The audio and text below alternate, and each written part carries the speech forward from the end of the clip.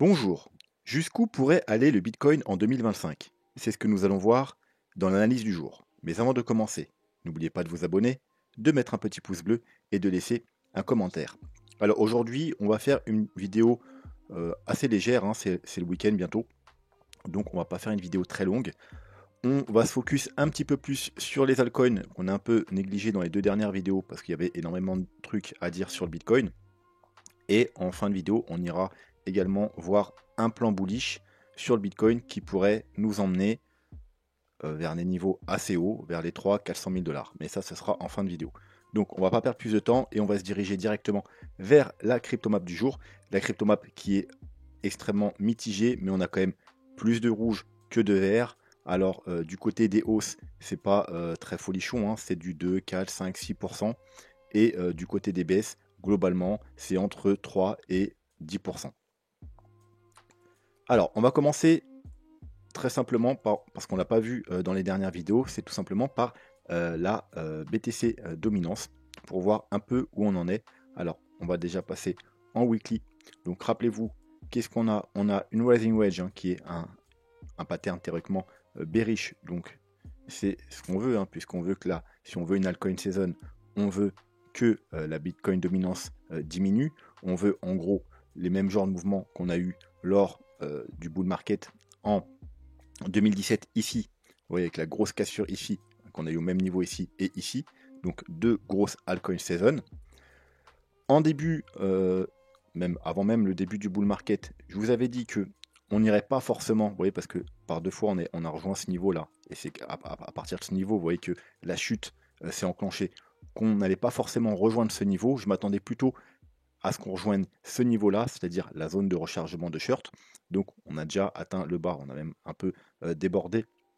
Donc on pourrait, avant d'avoir une altcoin season, pourquoi pas rejoindre la partie haute. Quoi qu'il en soit, on a cassé du coup ce rising wedge, on a fait un pullback et là on est en train de travailler. Vous voyez, c'est ce gros niveau là, hein, c'est le bas de la zone de rechargement de short. On est en train du moins de travailler ce niveau. Alors, on va passer en mensuel, ça va être plus clair. Hop, voilà. Donc en mensuel, qu'est-ce qui se passe? Voilà, on est clairement en train de travailler ce niveau. On a eu un gros fake out. Vous voyez, on a une bougie de clôture, on n'a pas eu la bougie de confirmation. Ensuite, la bougie du mois de décembre, elle était totalement, on va dire, plus ou moins neutre. Alors elle est quand même bullish parce qu'elle est verte, mais vous voyez que vous avez un petit corps de bougie et une mèche de chaque côté. C'est une bougie d'hésitation. On a quand même clôturé au-dessus du support. Donc là, on va avoir une bougie très importante, puisque si on a une bougie verte qui valide en fait finalement la cassure, chose qu'on n'a pas eu ici, de ce niveau de résistance, eh bien on pourrait aller rejoindre, on pourrait ne pas avoir d'altcoin season tout de suite, ça veut dire ça, il faudrait au contraire une bougie rouge sur le support pour avoir un rejet. Et là, on aurait peut-être du coup une chute de la Bitcoin dominance pour aller rejoindre au minimum ce support et avoir une jolie altcoin season. Au contraire, si on a une belle bougie verte, ça pourrait valider la cassure et au contraire se diriger bien, vers le prochain niveau, c'est-à-dire aller rejoindre le haut de la zone de rechargement de short, le haut de cette, à nouveau le haut de cette trendline. Vous voyez, en plus, ça serait cumulé avant potentiellement, on l'espère, hein, un rejet et avoir du coup l'altcoin season un peu plus tard. Mais du coup, c'est pas forcément négatif, puisque plus on est haut, plus la chute pourrait être importante et plus du coup l'altcoin season pourrait être violente. Donc c'est pas très grave si ce scénario arrive, tant que par la suite on a une chute, plus on sera haut, plus la chute sera importante. Voilà, donc ce mois-ci va être très important pour la Bitcoin dominance. Ensuite, alors, le TH, alors, avant de faire le TH BTC, on va aller voir le TH tout seul. On l'a vu hier, je crois, le TH. Il me semble qu'on a vu, on l'a déjà vu hier le TH, effectivement. Donc, allez voir la vidéo d'hier. C'est pour ça que j'avais directement le graphique sur le TH BTC. Excusez-moi, c'est parce qu'on a déjà vu le TH hier. Donc, si vous voulez juste le TH contre le SDT, allez voir la vidéo d'hier. Donc, ETH par rapport à BTC, hein, c'est un peu la suite, si vous voulez, de l'altcoin la BTC dominance, puisque le TH est l'altcoin le plus important. Eh bien, on est toujours très bearish. Hein. Rappelez-vous, on a une sorte de grand, on avait une sorte de grand bull flag. Enfin, une fois que c'est long comme ça, moi j'appelle plus vraiment ça un bull flag. Hein, c'est plutôt un canal descendant, tout simplement. On l'a cassé par le bas. On est en train de travailler cette zone importante. Vous voyez, qui a fait résistance ici. Puis on l'a cassé support, support. Là, on l'a travaillé en support, puis résistance, résistance. Encore une fois, résistance, résistance. Vous voyez, on a formé une sorte de grosse épaule, tête, épaule. Et après la cassure du coup de ce niveau, c'est ce qui nous a fait la forte hausse hein, en fin de bull market précédent. Ensuite, on a pas mal consolidé durant le bear market, mais depuis le nouveau bull market, eh bien, l'Ethereum, il sous-performe le Bitcoin dans ce canal descendant. On est revenu du coup, bah, en gros, tester. Hein, vous voyez, on avait cette épaule, tête, épaule, la base. On est revenu une sorte de pullback. Donc, on est sur un niveau clé. Maintenant, ce qu'il faudrait, c'est bien évidemment, bon, bah, déjà réintégrer cette structure, ce canal baissier, et recasser à la hausse le haut de cette zone pour espérer eh bien, un inversement de la tendance et un Ethereum, et potentiellement les altcoins suivraient fort probablement, eh bien, qui surperforme le Bitcoin. Voilà. Au contraire, si on commence à casser ce niveau-là, eh bien, ça va sentir plutôt mauvais du côté de l'Ethereum et des altcoins, et il faudrait plus être, bien entendu, dans le Bitcoin. Voilà, donc on continuera à surveiller ça attentivement. Ensuite, on peut voir aussi un petit peu le BNB par rapport à l'Ethereum. Hein, BNB qui surperforme l'Ethereum depuis décembre 2023. Vous voyez, une surperformance. Hein, c'est pour ça que sur le portefeuille de la chaîne, on avait échangé ici et encore même ici un peu d'Ethereum contre du BNB.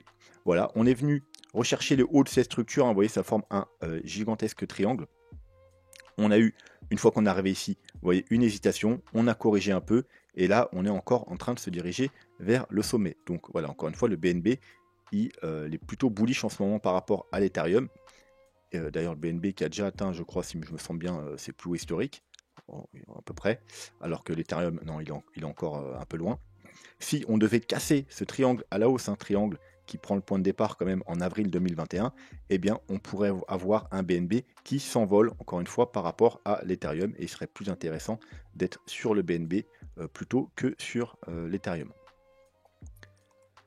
Ensuite, le Tao, parce qu'on m'a demandé Tao en commentaire, donc n'hésitez pas si vous voulez que j'analyse les altcoins, c'est la section commentaires est faite pour vous. Donc le Tao, on est toujours dans cette structure, hein, vous voyez, c'est une structure, c'est pareil, une sorte de triangle. On a un niveau très important ici, comme à l'époque, on avait un niveau très important ici. Donc, hop, petit récapitulatif. Bon, après la cassure du coup hein, de ce niveau, un très joli W, on est venu chercher une résistance ici autour des 300, allez, autour des 400 $. On a une correction, on est venu faire un niveau de support ici. On a remonté, on est revenu, on a consolidé un peu sur cette ancienne résistance qui devient support. Ça n'a pas tenu et on est revenu encore une fois sur ce niveau, une fois.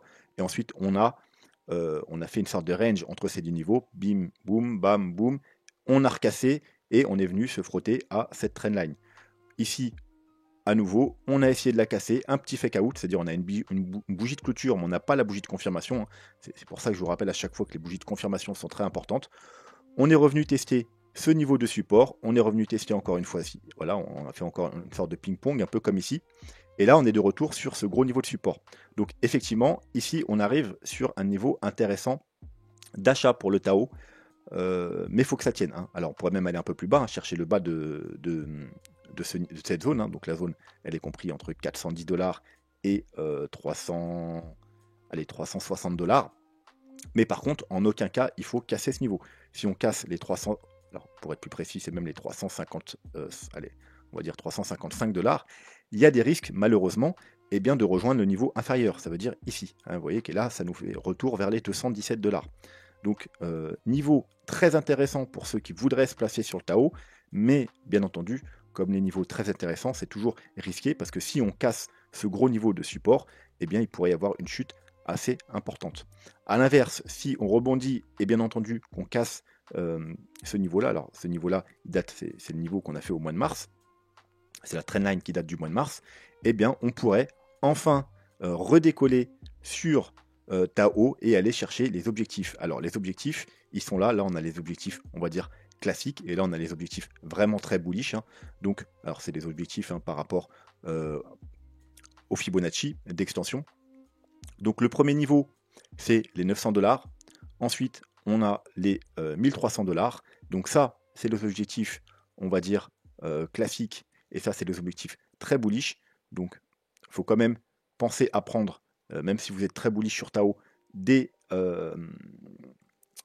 profits dans cette zone-là, hein, surtout ceux comme moi qui ont acheté par ici. Et donc les objectifs très bullish se situent entre les 2000 et les 2800 dollars pour Tao. Voilà, donc ceux qui recherchent des achats, il y a deux possibilités.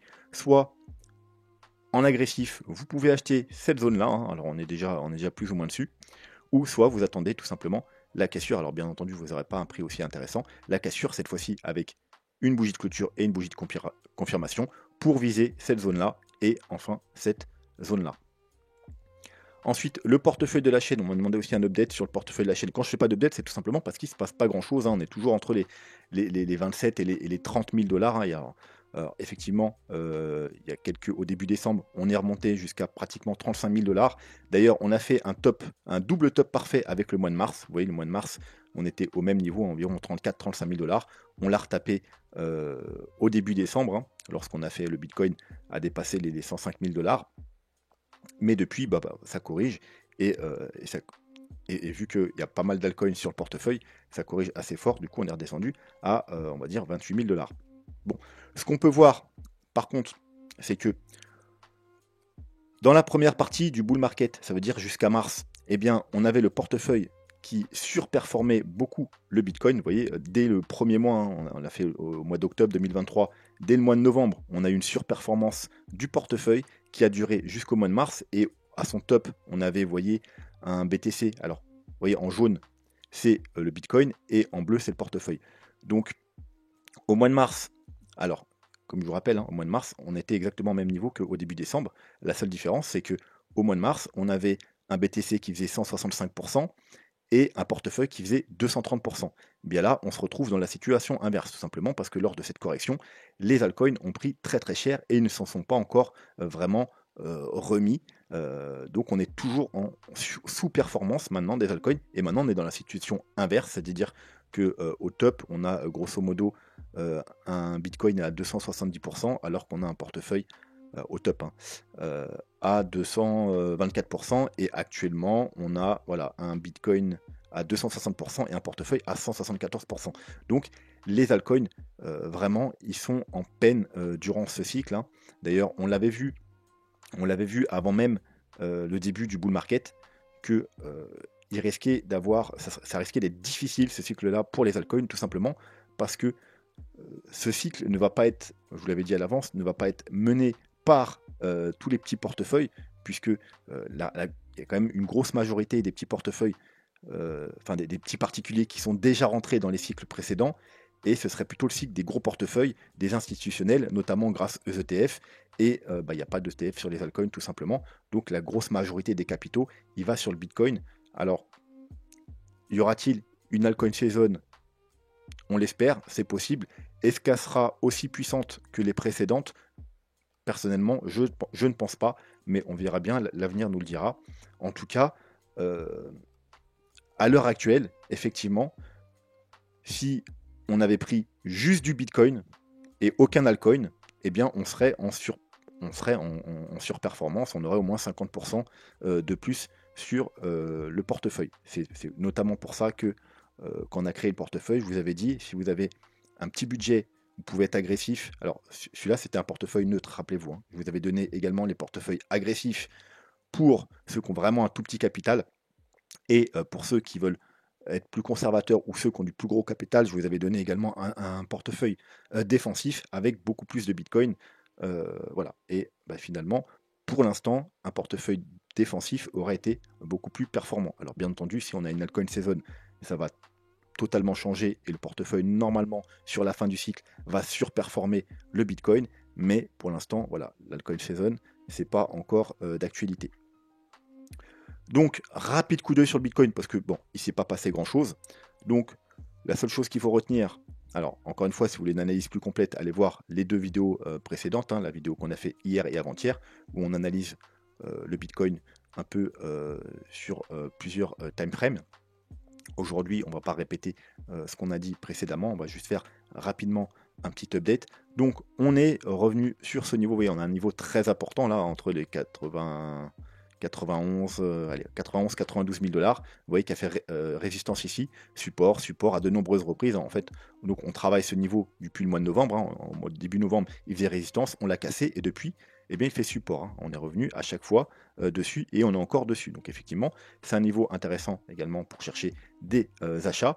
Et voilà, on pourrait mettre un petit stop voilà, sous les plus bas, mais attention, parce qu'il y a des risques.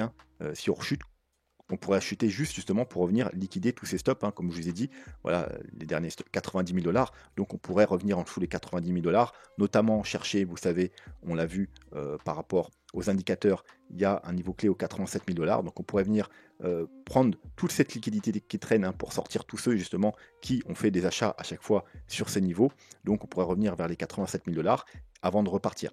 Donc des achats, on est théoriquement sur une zone d'achat, mais si vous prenez des trades, attention justement à pas vous, avec un stop léger, vous faire sortir rapidement. Alors, je dirais, il y a deux possibilités. Soit vous mettez justement un stop très serré, comme ça, bah voilà, si on vient liquider, bah, vu que vous avez un stop très cédé, vous ne perdez pas grand-chose. Soit, il faut mettre un stop en dessous, je dirais, voilà, ces niveaux-là, donc en dessous les 85 000 $. Voilà, c'est deux possibilités. Parce qu'il y a de fortes chances, si on vient liquider, qu'on vienne jusqu'aux 87 000 $. Voilà, et il n'y a pas grand chose d'autre à dire. Ensuite, comme on l'a vu dans les vidéos précédentes, si on devait casser les 85-87 000 $, il y a des risques, malheureusement, de retourner jusqu'aux 77 000 $, là où on a notre fameux gap. Mais, encore une fois, si vous voulez plus de détails, allez voir les deux vidéos précédentes. Allez, maintenant, un peu l'ordre du jour, c'est peut-on, jusqu'où pourrait aller le Bitcoin en 2025 ? Donc, vous savez que, alors là, c'est notre plan principal. Alors, avant de commencer, je vous rappelle, s'il y a des nouveaux qui passent par ici, important, allez voir la vidéo à voir absolument, là, c'est tuto sur les vagues d'idiotes, sinon vous allez tout simplement rien comprendre à ce que je raconte. Voilà, c'est un tuto très simple pour avoir des bases sur l'idiotisme. Voilà. Ensuite, si vous voulez soutenir la chaîne, vous avez plein de petits moyens, des petites donations, vous pouvez utiliser les liens d'affiliation qui sont là. Ça, c'est que des plateformes que j'utilise personnellement, soit pour trader, soit pour investir, et dans chaque cas, vous avez des petits bonus également. Et si vous voulez vous diversifier, Trade Republic, pour moi, c'est la meilleure plateforme pour investir sur les marchés traditionnels. Voilà. Et puis aussi, vous avez un petit moyen simple de soutenir la chaîne, les petits dons ici à partir de 2 €. Mais comme je le répète à chaque fois, si vous voulez soutenir la chaîne gratuitement, eh bien, le plus simple, c'est tout simplement de vous abonner, de mettre un commentaire et de mettre un petit pouce bleu. Donc, revenons-en à nos moutons. Ici, on a le plan principal, c'est-à-dire un bull market qui se construit en 5 vagues haussières, 5 vagues impulsives. On est dans la dernière vague, la dernière vague jaune, et on est dans des petites sous-vagues qui sont en rose, et on est dans la vague 3. Potentiellement, peut-être qu'elle est terminée ici et qu'on va aller rejoindre ce niveau-là, donc entre les 83 et les 88 000 $, ou alors on est dans des sous-vagues et on n'a pas terminé cette vague 3. Quoi qu'il en soit, les targets, donc si la vague 3 est déjà terminée, il faudra privilégier ces targets-là, qui sont aux alentours des 130 000, voir si on a une fin de bull run très bullish, pourquoi pas aller chercher les 70 000. Si la vague 3 n'est pas terminée, eh bien forcément la vague 3 va aller rechercher déjà les 130 000, on va avoir une petite correction de vague 4, et ensuite on ira rechercher ici donc les 170 000, voire même si on a une fin de bull run très bullish, les targets les plus hautes qui sont aux alentours des 200-220 000 $. Voilà, donc ça, on verra ça dans quelques temps, mais globalement, les deux targets à privilégier, c'est les 130 000 et autour des 180 000 $. Donc, on m'a demandé un plan, quel est le plan plus bullish, parce que vous savez que certains parlent de 300, 400, 500 000 $, notamment avec le stock to flow model, qui nous donne un Bitcoin à 400, 500 000 $. Donc, le plan bullish, c'est ce dernier, tout simplement. Alors, le plan de base reste le même, on a toujours 5 vagues haussières en jaune. À la différence, c'est que, alors on est toujours dans la dernière vague jaune, la seule différence c'est que là, on ne serait pas dans une vague 3 rose, on aurait fait juste une sous-vague rose. Vous voyez, on a fait 1, 2, alors, il faut descendre en plus petit time frame pour voir les vagues. On va même mettre le RSI, toujours mettre un RSI, ça aide. Voilà, donc on aurait fait une première vague, une deuxième vague, une troisième vague, 1, 2, 3. Vous voyez, la vague 3 doit toujours être la plus haute. Une petite 4 et une 5. Une petite 4 et une 5 en divergence. La vague 5 doit diverger sur le RSI. C'est comme ça qu'on reconnaît les vagues 5. Et donc, c'est 1, 2, 3, 4, 5 forment tout simplement la première vague. Donc, la vague 1 rose. On va s'enlever le RSI maintenant, on n'en a plus besoin. Et donc, ce plan-là, eh bien, il est plus bullish parce qu'on est seulement, donc, du coup, on serait dans la vague 2. Les targets de la vague 2, donc si on est dans ce plan-là, normalement, selon les statistiques, on devrait rejoindre cette zone-là, qui sont les 0,5, 0,618. Alors, encore une fois, hop, j'ai des nouveaux. C'est simple, vous prenez le point de départ jusqu'au sommet. Et vous voyez, c'est les 0,5, 0,618. C'est 70% des cas, une vague 2 finit dans cette zone. Mais en bull run, des fois, les corrections sont faibles et ça va rechercher seulement les 0,382. Les 0,382 se trouvent aux 87 000 $. Ça tombe bien, c'est justement le niveau qui correspondrait juste à liquider toute la liquidité qui traîne ici, hein, comme on l'a vu, les 90K, et pour aller rechercher les 87 000 $, niveau qu'on a vu sur pas mal d'indicateurs, les moyennes mobiles, Ishimoku, etc. Donc, il y aura deux niveaux, 87 000 et puis ensuite 80 à 73 000, hein, notamment, vous savez, dans cette zone, justement, il y a le fameux gap aux 77 000 $. Donc, ça constituerait notre vague 2, et puis ensuite, on aura encore une 3, une 4 et une 5. Voilà, pour finir ce bull market, et du coup, il durait un peu plus longtemps. Il finirait, alors là, attention, hein, ne regardez pas, là, j'ai tracé mes mains à main levée, mais il finirait après les vacances, hein, donc probablement en fin d'année, donc septembre, octobre, novembre, décembre, hein, tout dépendra, voilà, les vagues peuvent construire différemment, mais voilà, du coup en fin d'année, alors qu'avec le plan précédent, on aurait plus un bull run, hein, le plan précédent, on aurait plus un bull run qui finit, disons, entre mars et août, voilà, donc plutôt voilà, dans printemps-été, alors que là on aurait un bull market qui finirait plutôt à l'automne et qui tiendrait plus compte du coup de la cyclicité du Bitcoin, parce que théoriquement, si on tient compte des anciens cycles, du cycle de 4 ans, etc., on est plus sur un bull run qui finit en fin d'année, et notamment souvent les bull runs ça se finit vers le mois de décembre, et donc là voilà, ça collerait parfaitement. Donc quoi qu'il en soit, les targets, donc j'ai fait, alors bien entendu, hein, il faudra mieux attendre, c'est vraiment là de la théorie, hein, parce que le mieux ce serait d'attendre déjà d'avoir la vague 2, et puis les targets les plus précises vraiment, on les aura quand on aura fini cette vague 3 et cette vague 4, et là on pourra target, calculer de manière extrêmement précise les targets. Mais bon, pour l'instant avec ce qu'on a, voilà, c'est des targets théoriques, mais ça reste quand même une bonne appréciation. Donc les targets sont en rose ici. Alors ça, c'est des targets, on va dire, par rapport à une vague 3 qui serait classique, voire même faible, c'est-à-dire une vague 3. Je vous rappelle, alors je vous remonte encore, hein, parce que voilà. Donc c'est une prolongation, on prend le bas, on prend le haut de la vague 1, le bas de la vague 2, donc je les ai fait par rapport à une correction faible, donc les 0,382, et vous voyez que c'est 1,618. C'est la target minimum pour une vague 3. Voilà, ça arrive très souvent que les vagues 3 se terminent au 1,618, mais bien entendu, une vague 3 peut aussi aller chercher les 2,618, voire plus haut, hein. Les targets les plus communes, une vague 3, c'est 1,618, 2,618. Donc, ces targets ici, c'est par rapport à une vague 3 classique, faible même on peut dire, mais voilà, pour rester le plus réaliste possible.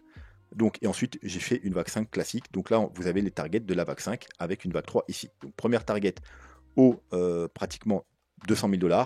Ensuite, vous avez 235 000 $, puis 253 000, et pour finir, 290 000 $. Donc, grosso modo, les targets sont comprises entre 200 et 300 000 $.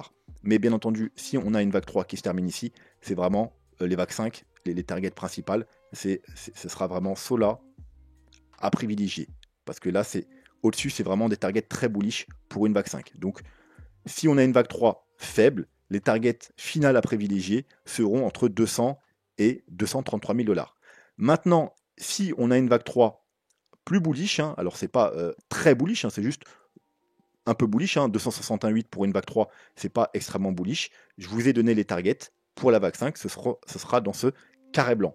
Donc, je ne vous ai pas donné toutes les targets, je vous ai donné vraiment un ordre d'idée, parce que voilà, là, on attendra, hein, d'avoir la vague 3, alors si bien entendu ce plan est valide, et la vague 4 pour avoir les targets précises, mais pour un ordre d'idée, si on a une vague 3 qui vient rechercher les 2,61,8, on aura quelque chose comme ça, et les targets, du coup, ce coup-ci, seront compris entre les 318 000 et les 413 000 $. Et du coup, là, effectivement, là, on se rapproche des targets, des 300-400 000 dollars et du coup du stock to flow modèle. Voilà, donc on va attendre déjà de voir où la correction en ce moment elle va nous mener. Hein. Si on descend pas plus bas, si on vient pas rejoindre au minimum les 0,382, bah, bien entendu, il faudra privilégier ce plan, puisqu'on aura atteint les targets pour ce plan et non pas pour ce plan.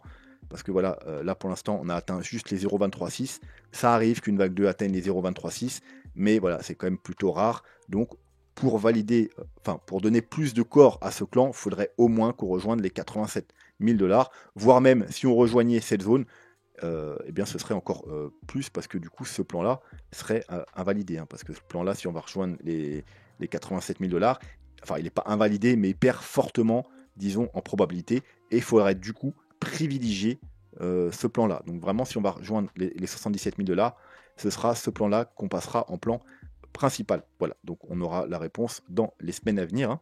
Alors certes, sur le court terme, c'est plus bearish parce qu'on va aller plus bas, mais ce sera d'autant plus bullish pour le long terme parce qu'on pourrait aller rejoindre des targets beaucoup plus hautes.